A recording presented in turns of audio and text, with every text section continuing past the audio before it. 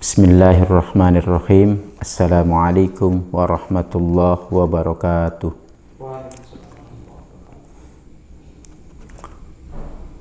Qala al-musannifu rahimallahu ta'ala wa nafa'ana bihi wa bi'ulumihi fid dharaini amin ya Allah rabbil alamin. Pada kesempatan kali ini saya akan menyampaikan tentang Kitab Adabul Alim wal Muta'alim. Kita langsung saja masuk kepada tamhid ataupun pengantar kitab ini. Bismillahirrahmanirrahim. Semua kitab biasanya diawali dengan Bismillahirrahmanirrahim, karena memang kullu amrin dzibalin la yubda bismillah fahuwa aqta fahuwa abtar fahuwa bahwa dengan bismillah mengharapkan adanya keberkahan. Dan setelah bismillah biasanya kitab diawali dengan alhamdulillahi rabbil alamin. Jadi setelah bismillah alhamdulillahi rabbil alamin, ini satu tradisi menulis para ulama dulu, bagaimana mengawali mengarang atau menulis suatu kitab. Kemudian disusul wassalatu wassalamuhu ala sayyidina Muhammadin asyrafil mursalin. Kemudian bersolawat kepada baginda Nabi Muhammad sallallahu alaihi wasallam wa khatamin nabiyyin wa ala alihi thayyibin wa ashabit tahirin ajma'in. Dan di sini juga ada ditekan wa ashabit tahirin, dan sahabat-sahabat Nabi yang suci-suci, yang memang sahabat-sahabat Nabi masuk dalam lingkaran sebaik-baik abad, sebaik-baik abad, yaitu Gusti Kanjeng Nabi dengan para sahabatnya atau 100 tahun pertama. Kemudian menyusul 100 tahun berikutnya, kemudian yalunahu summa yalunahu, kemudian 100 tahun berikutnya. Amma ba'du. Kitab ini diawali dengan satu hadis. Faqad ruwiya an Aisyah radhiyallahu anha an Rasulillah sallallahu alaihi wasallam haqqul waladi 'alal walidihi ayuhassina ismahu wa yuhasina murdi'ahu wa yuhasina adabahu. Hadits Syekh Hasyim Asy'ari, beliau mengawali dengan menyuguhkan hadis bahwa hak seorang anak itu terhadap orang tuanya adalah diberikan nama yang baik, karena memang di akhirat juga akan dipanggil sesuai dengan namanya, dan nama juga adalah doa. Kemudian juga diberikan ASI yang baik, karena sebagaimana kita ketahui ASI adalah makanan terbaik bagi bayi, dan juga dijelaskan bahwa dengan ASI seorang anak atau bayi mempunyai kekebalan lebih dibandingkan yang tidak mengkonsumsi ASI. Wa yuhsin adabahu, dan juga memperbaiki adabnya. Hadis ini mempunyai tingkat periwayatan yang lemah, namun disuguhkan di pertama kali beliau menulis, karena hadis yang lemah pun jangan sampai kita abaikan, karena di dalam hadis yang lemah banyak juga kemanfaatan, banyak juga keberkahan. Sebaik-baik pemikiran manusia, sebaik-baik logika yang dibangun oleh manusia, derajatnya masih di bawah hadis dhaif. Maka beliau mengawali dengan menyuguhkan hadis sosial, hadis pendidikan, ini hadisnya lemah namun banyak manfaat agar masyarakat Indonesia tidak dengan mudah membuang ataupun tidak menggunakan hadis dhaif karena lemahnya periwayatan mungkin, tetapi untuk hal-hal yang selain akidah maka itu masih banyak keberkahan dan kemanfaatannya. Kemudian selanjutnya, wa an Ibnu Sirin radhiyallahu anhu qala kanu yata'allamuna al-huda kama yata'allamuna al-ilma. Dulu para sahabat itu antara mempelajari adab dengan mempelajari ilmu itu menjadi satu paket yang dua-duanya dipelajari. Kita mengetahui sekarang ada pendidikan karakter, pendidikan yang untuk membentuk sikap kepribadian yang baik bagi siswa. Tapi di dalam Islam sebenarnya adab dulu, karakter baru kemudian melangkah ke pendidikan yang mengacu kepada keilmuan. Sehingga di dalam Islam sebenarnya lebih tepat karakter kemudian pendidikan.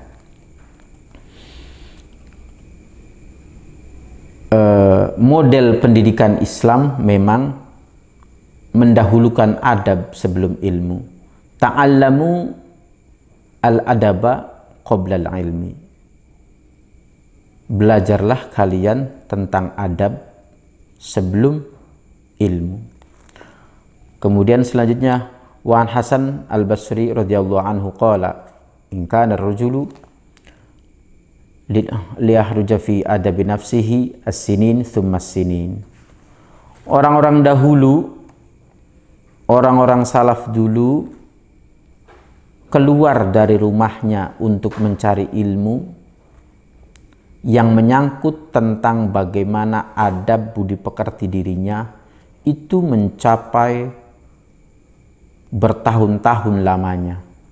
Bahkan ada satu ungkapan dari ulama dulu bahwa saya belajar ilmu adab itu 30 tahun dan belajar ilmu itu 20 tahun. Jadi lebih banyak waktu yang dicurahkan untuk belajar tentang adab dibandingkan belajar tentang keilmuan ansih. Wa an Sufyan bin Uyainah radhiyallahu anhu anna Rasulullah sallallahu alaihi wasallam huwa al-mizanul kubra. Di sini terlihat sekali bahwa Hadratus Syekh Hasyim Asy'ari memposisikan bahwa Rasulullah sebagai senter dari kurikulum, sebagai referensi dari semua referensi umat manusia. Maka disebutkan anna Rasulullah sallallahu alaihi wasallam huwa al-mizanul kubra, bahwa timbangan yang sangat besar, parameter yang terbesar di dunia ini adalah patokannya Rasulullah. Wa alaihi ta'arrudu al-asya' ala khuluqihi wa siratihi wa hudahu. Maka segala sesuatu itu akan mengacu kepada akhlaknya Rasulullah, kemudian perjalanan hidupnya, kemudian petunjuk-petunjuknya. Fama wafaqaha fahuwal haq, maka apapun yang ada kecocokan dengan akhlaknya Rasulullah, perjalanannya Rasulullah, petunjuk-petunjuknya Rasulullah, maka dikatakan itulah kebenaran.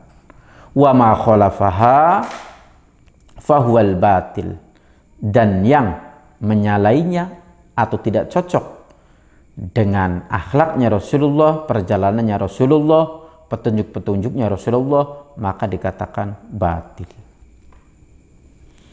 Wa an Hubayb bin Syahid qala li ibnihi usub al-fuqaha wa ta'allam minhum adabahum fa inna dzalika ahabbu ilayya min katsirin minal hadis. Yang diriwayatkan oleh Hubayb bin Syahid memberikan petuah kepada anaknya, "Nak, kamu bersahabatlah, kawanilah, bercampurlah, bermuasarohlah dengan ahli fikih. Tapi kamu pelajari bagaimana adab beliau-beliau. Karena saya lebih menyukai kamu belajar tentang adab dibandingkan belajar mendapatkan banyak hafalan hadis sekalipun." Maksudnya bahwa adab di sini adalah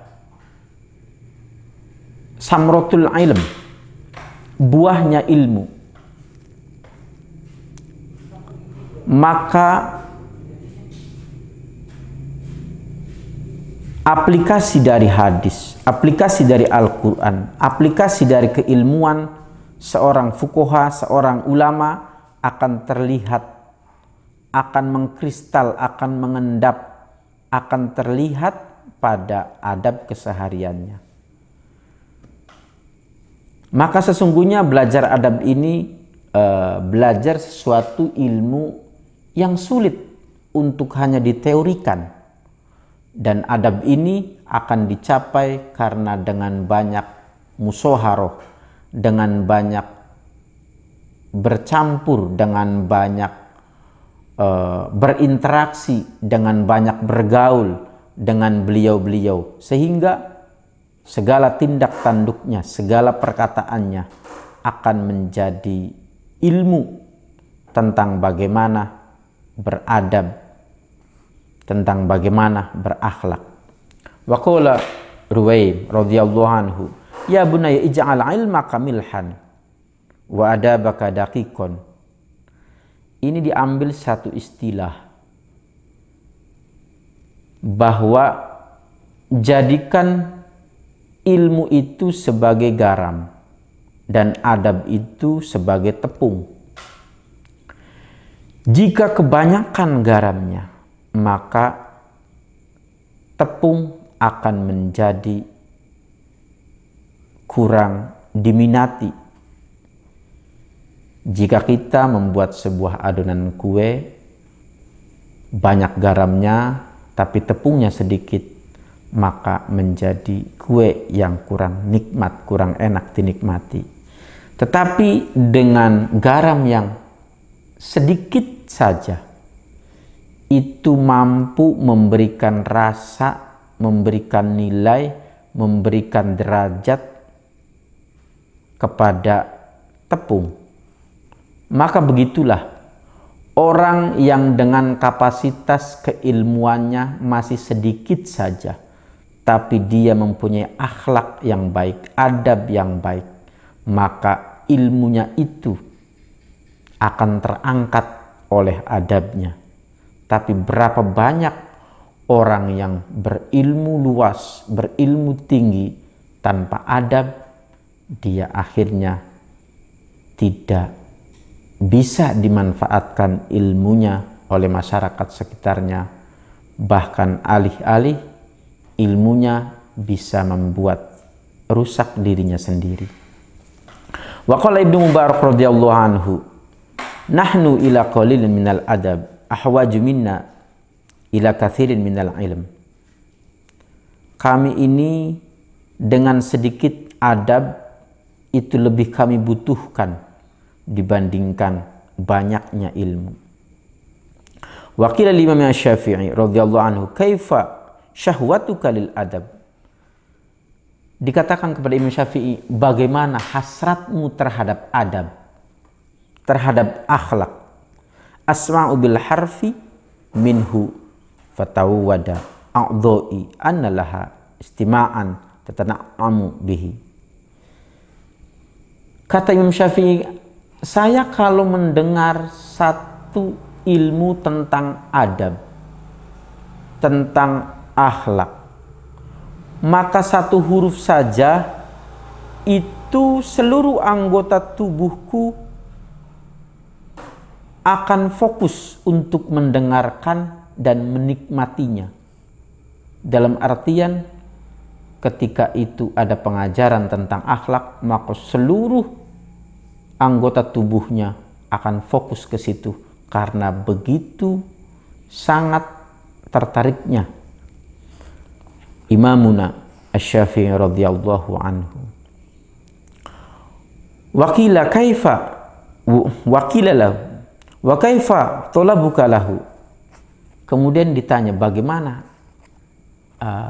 panjenengan mencari akhlak, mencari adab? Maka beliau mengibaratkan qala talabul mar'ati al-mudillah waladaha wa laysa laha ghairu. Jadi beliau mengibaratkan seorang wanita yang kehilangan anaknya satu-satunya dan tidak punya anak yang lainnya, kemudian kehilangan. Seperti apa perasaan dan bagaimana upaya mencarinya. Maka seperti itu pula Imamuna Asy-Syafi'i haus, fokus, ketertarikan yang sangat tinggi terhadap akhlak, terhadap adab. Selanjutnya ada sebuah frame berpikir di sini yang disampaikan oleh Hadratus Syekh Hasyim Asy'ari. Wa qala ba'dhum at-tauhidu yujibu al-iman. Yang namanya orang bertauhid itu mewajibkan dirinya untuk beriman. Faman la imana lahu la tauhida lahu. Orang yang tidak beriman, maka tidak mungkin dia akan bisa bertauhid dengan benar. Wal iman yujibu asy-syari'ah.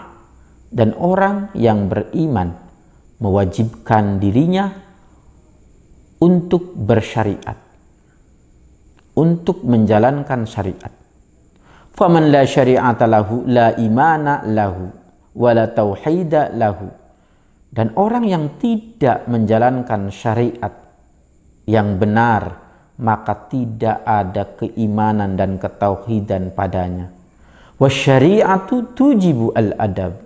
Dan syariat itu menghendaki adanya adab. Karena setiap syariat yang ditetapkan pada umat Gusti kita Kanjeng Nabi Muhammad itu selalu saja disertai dengan adab di semua hal syariat yang diwajibkan. Ambil contoh saja, bagaimana kita kemudian mandi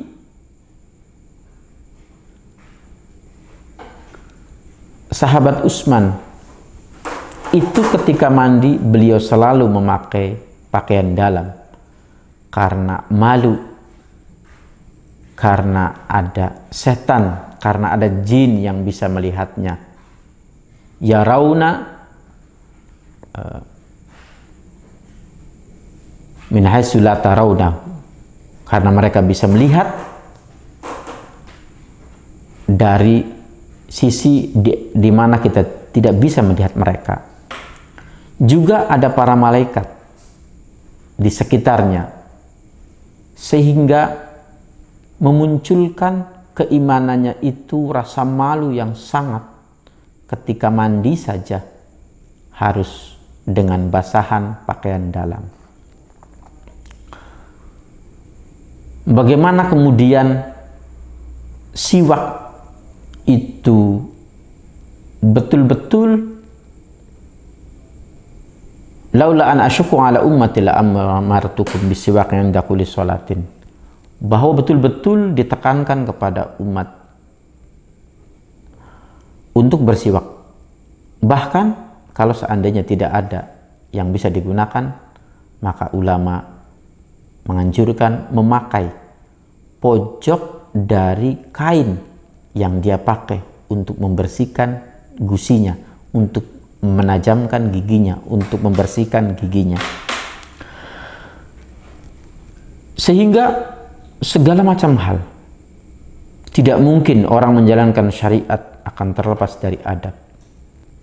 Faman la adaba lahu la syari'ata lahu wala imana lahu wala tauhida lahu. Dan orang yang tidak beradab, maka sesungguhnya dia tidak bisa bersyariat dengan baik, tidak bisa beriman dengan sempurna, tidak bisa bertauhid dengan benar. Karena sesungguhnya sesuatu yang tidak mungkin terlepas dari syariat, dari iman dan tauhid. Ini sebenarnya sejalan dengan apa yang disampaikan di dalam hadis tentang bagaimana ketika itu malaikat Jibril mengajari para sahabatnya tentang mahwal Islam, mahwal iman, mahwal ihsan, bahwa orang dengan berislam maka dia akan paham tentang fikih, maka dia tahu tentang madhab. Dengan belajar iman dia tahu tentang akidah, maka dia tahu tentang manhaj ahlus sunnah, manhaj syiah dan seterusnya. Sehingga mana akidah yang sahih secara mutawatir, secara salafus soleh. Begitu pula ihsan, yang di dalamnya kita mengenal adanya tasawuf, atau ada yang mengistilahkan tazkiyatun nafs, ada juga thariqah. Sehingga ketiga hal Islam, iman dan ihsan ini adalah bagian yang tidak boleh terpisah dari kajian keagamaan, karena cabang dari agama itu akan mengacu kepada bagaimana kita berislam, bagaimana kita beriman, bagaimana kita berihsan. Orang yang mengacu pada Islam maka sebenarnya akan mengacu kepada sesuatu, yuridullahu bikumul yusra wala yuridu bikumul usra, mengacu kepada kemudahan agar manusia ini tidak merasa sulit menjalani syariat karena Allah menghendaki kemudahan. Dengan adanya iman, seseorang akan mampu menjalani kehidupan ini penuh dengan positive thinking, penuh dengan kebahagiaan. Bagaimana kita tu'minu bil qadri khairihi wa syarrihi.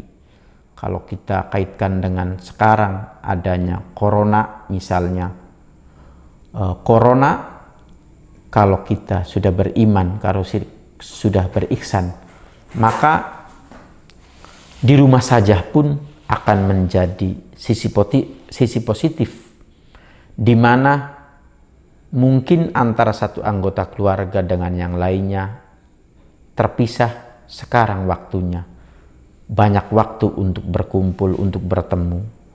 Kalau dulu kurang menghargai yang namanya penghasilan, maka sekarang waktunya bisa menghargai penghasilan. Kalau dulu belum sempat untuk berkumpul dan berbakti kepada orang tua, maka saatnya dengan adanya lockdown seperti ini belajar untuk lebih berbakti dan seterusnya. Begitu pula ketika berihsan. Maka di dalam prakteknya para salaf, di dalam prakteknya ulama-ulama terdahulu itu mendahulukan pembelajaran ihsan dan iman. Satu paket, kemudian secara bertahap diajari fikihnya. Sehingga ketika mereka berfikih, ketika menjalankan syariat, mereka sudah dibekali terlebih dahulu dengan keimanan, dengan adab. Maka ini sejalan dengan hadis yang kedua dari Arba'in Nawawi, atau di dalam Sahih Muslim itu malah diposisikan di nomor pertama, karena sangat pentingnya tiga hal komponen ini dan sejalan dengan apa yang Khaditus Syekh sampaikan.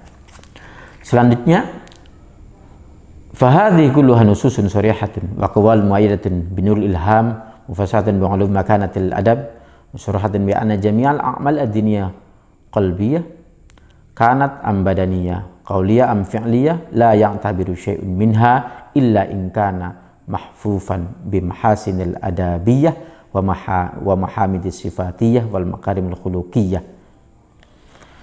Bahwa ini adalah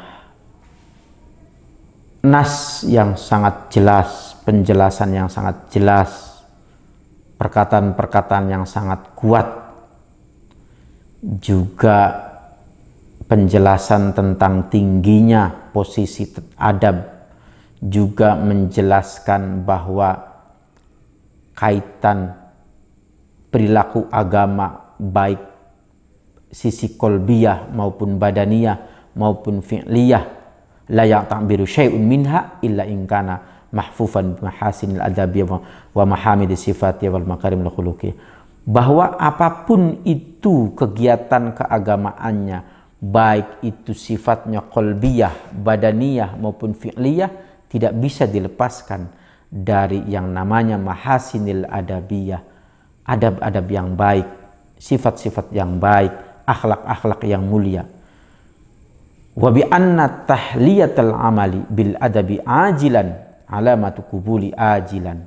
Bahkan beliau menyampaikan, sesungguhnya parameter kalau amal seseorang itu diterima oleh Allah itu dapat kita lihat melalui adanya praktek adab akhlak yang diterapkan oleh si fulan. Maka menjadi parameter seseorang di dalam ibadah, adabnya itu menjadi ciri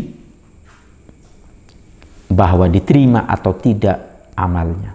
Wa bi anal adaba kama yahtaju ilaihi muta'allim fi ahwali ta'allumihi yatawaqqafu alaihi al-mu'allim fi maqamati ta'limihi. Sebagaimana adab itu dibutuhkan oleh seorang pelajar di dalam belajarnya, juga sebenarnya sangat dibutuhkan oleh seorang pengajar di dalam bagaimana menyampaikan, di dalam bagaimana berinteraksi, memperlakukan muridnya, bagaimana akhlak itu kemudian dibutuhkan baik oleh murid maupun oleh muallim.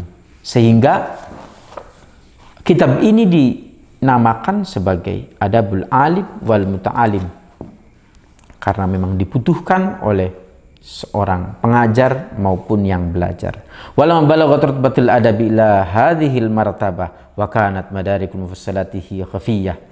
Nah, dikarenakan derajat adab ini yang sangat tinggi, maka butuh pendalaman, butuh penjelasan yang lebih detail.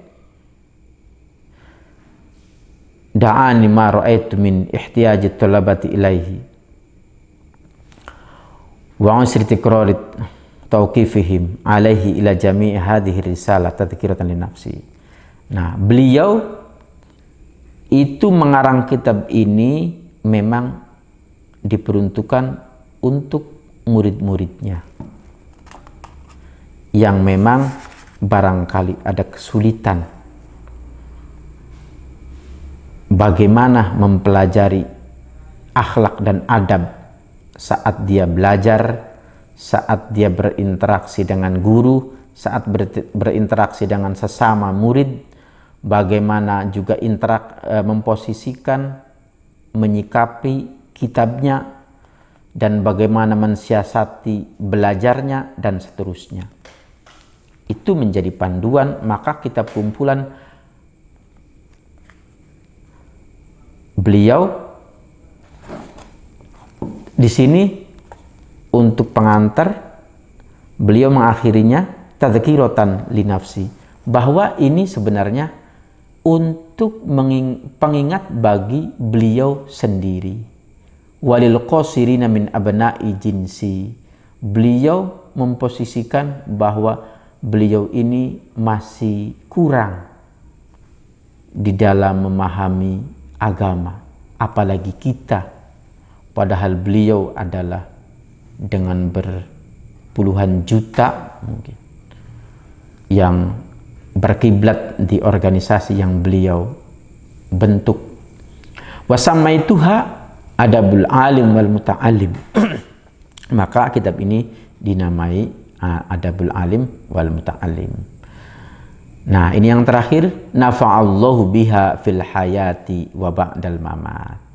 Ini kebiasaan orang dahulu ketika membuat, ketika mengarang, ketika menyusun satu kitab, maka mengharapkan kepada Allah agar kitab ini bisa bermanfaat fil hayati wa ba'dal mamat, baik selama hidupnya maupun setelah kembali ke Rafiqil A'la. Bukan kemudian kita ketika mengarang kitab, kita dipublikasikan agar buku ini bermanfaat, tidak, tetapi memohonkan kepada Allah bahwa manfaat itu Allah yang punya. Innahu waliyul hasanat, karena Allah memang pemilik dari segala kebaikan. Ini mungkin sebagai pengantar dari beliau,